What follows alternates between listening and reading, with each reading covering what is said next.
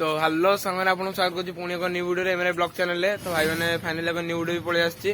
तो भाई ये वीडियो है भाई आमर जो कुकुर थिला मोर गोटे थिला आरी गोटे थिला तो आम दी जन कुकुर को कि रोग बार्बो रोग हो जाइए। तो फाइनाल धरी जाऊ मेडिकल तो आसतु जीवा भाई बहुत आम भल पाऊल आम कुकुर किंतु देखा जाऊ बार्ब हो जाइए से बची पार्टी कि नहीं। तो भाई मैंने आपण मैंने प्रार्थना करूँ से बची जाऊ बोली। भाई मैंने यहाँ आम एरिया आम गोटे छोट मंदिर अच्छी मंदिर ना साया मंदिर आपने नवनवरात्रि जानीपर। तो भाई मैंने आप ठाकुर डाकतु कि आम दी जन कुकुर जमी बची जाऊ। तो भाई कहीं से भाई बहुत कथा भी मानि आसला आमर कौन कह भाई मैंने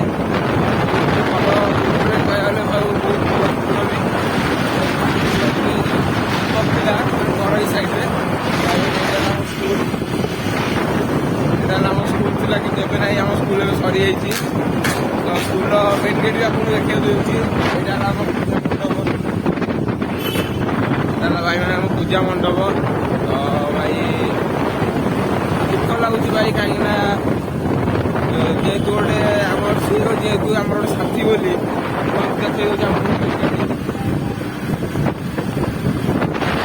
तो देखिए आम स्कूल जोटा कि आम स्कूल मेन गेट।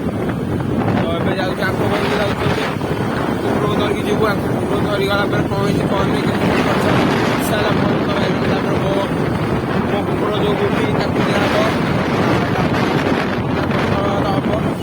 तो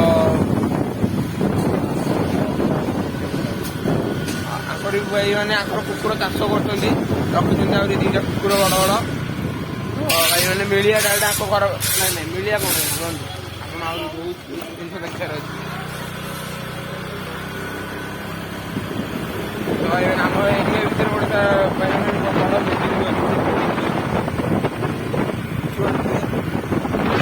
बड़ बड़ बिल्डिंग यहाँ आम एरिया भर टोटा ऊपर। हाँ तो भाई मैंने वीडियो मैंने रही। तो भाई डायरेक्ट भाई मैंने मिलवा। तो भाई मैंने फाइनाली जो सांग सोनू घर भर एंट्री कर देजु। देखो विराट बड़ घर देखो कुकुर दीटा को देखी आसतु सब भाई घर ए कामुड़ी ये तो ध कामुड़ी तो नहीं नहीं तो ध चल आपको देखु आपको भी बंधा है देखी पारे गोटे ना कामुड़ कहली गोटे कुकुर आ गोटे नेक्स्ट कुकुर अच्छे आसन देखिए देखो भल कुकुरटा दीटा आ तुम जो माकड़ थिला गोटे कथा मनला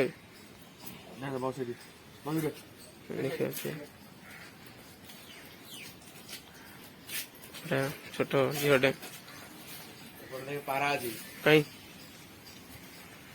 देखुए पारा भी अच्छी पारा भी रखी आ सब पारा छाड़ी उड़िया को उड़िकी आसवे देखा मुह को विकल मुह को डायरेक्ट मिलिया भाई मैंने मेडिकल टी। तो पुणी जो कुकुर को रुहतु भाई देखिए आ तो कुकुर को आने तो कुकुर आने तो कुकुर को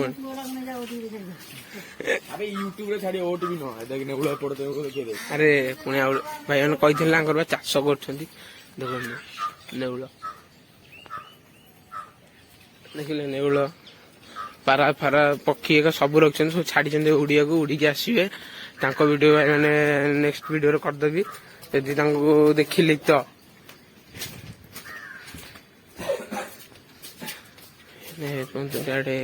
तो कुकुर घर भाई मैंने घर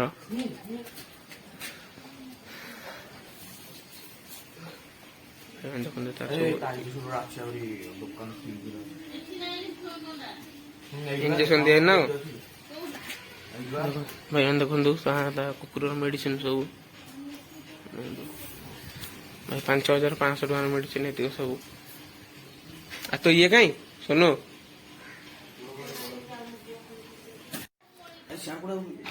ତ ଭାଇମାନେ ଦେଖିପାରୁଥିବେ